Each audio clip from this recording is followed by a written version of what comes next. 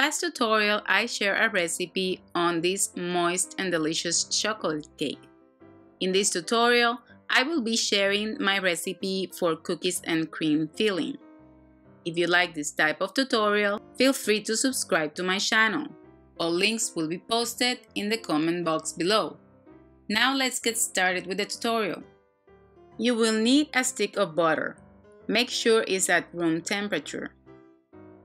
You can mix the butter for a little bit and cream it, and then you can add cream cheese. You will need 8 ounces of cream cheese. The cream cheese also needs to be at room temperature. You want to mix this in a medium-high speed until it's well mixed together. Now you can add a teaspoon of vanilla extract.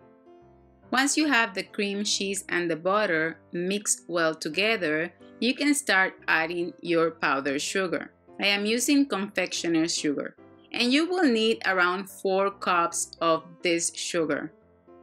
It's best if you sieve your sugar before adding it to the mixture. I usually add the sugar slowly, half a cup at a time. Mix it well and keep adding. You're looking for a consistency where it's not extremely soft. Make sure to scrape the bowl at some point to ensure that the sugar is not on the side and is mixing well with the rest of the mixture. Once the mixture is ready, you can crush some Oreo cookies. You can crush them manually in a plastic bag, or you can use a food processor. I usually like to leave a little bit of big chunks in this because I like the crunchy bite in my filling. Once you have them crushed, you can add them to your mixture. I can easily use a whole bag, and sometimes I like to get the thin ones. Once you have your filling ready, you can torte and fill your cake. The link for this chocolate cake is posted in the comment box below. I have a full tutorial on how to make it. I will be using 2 layers of this cake, and I will cut them in half. This will give you 3 layers that you can fill with cookies and cream filling. If this is a 1-tier cake, you can add as much filling as you want. This is a pretty strong filling and will hold strongly in the cake, so it really doesn't need a dam. Once you have your cake torte and filled, you're ready to finish the cake. You have a lot of options when it comes to what you're gonna use outside. You can use my recipe of cream cheese buttercream. You can add crushed Oreos to the recipe, but since you're using this for the outside of your cake, the Oreos need to be crushed very thin.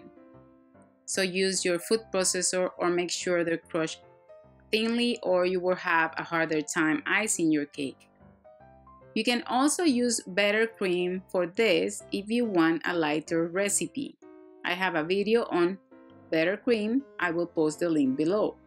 In here, I am adding a layer of Buttercream with the Oreo cookies. This gives the cake a very rustic look. If you prefer not to have the cookies on the outside, you don't have to put the crushed cookies in the mixture, and then you can have a smooth side on your cake. I usually like to use my scraper to smooth out everything and make sure that it's straight, and then I use my cake comb. I have a tutorial on how to ice a cake. If you want to have a perfect smooth cake, then I would suggest to use either my crusting cream cheese buttercream or my regular crusting buttercream recipes. For this video, I decided to use Buttercream. The reason why I don't need a perfect buttercream for this cake is because I am adding a ganache drip. I usually like to put it on a bag, and that way I can control the drips. I tend to let it run naturally, but sometimes I go around and make sure if there is any empty spot to add more chocolate to it. Since this is a cookies and cream cake, I decided to put some Oreos all around my cake. Usually they just stick to the cake easily. If you have any problems with it, you can add some buttercream on the back. Just put them all around the cake, and then you can start finishing the top of your cake. To finish the top, I am adding some rosettes. I'm just adding some decoration on the center of my cake. I will be using some Pocky sticks, and these are cookies and cream flavor, and then I'm using a chocolate Hershey's bar, cookies and cream. You can break it apart and place it however you want in the cake. And here is the finished cake. This is a really delicious cake and everybody will love it. I will talk more about this cake in my blog, and I will give you other options that you can use for making this cookies and cream cake. I hope you enjoyed this recipe tutorial.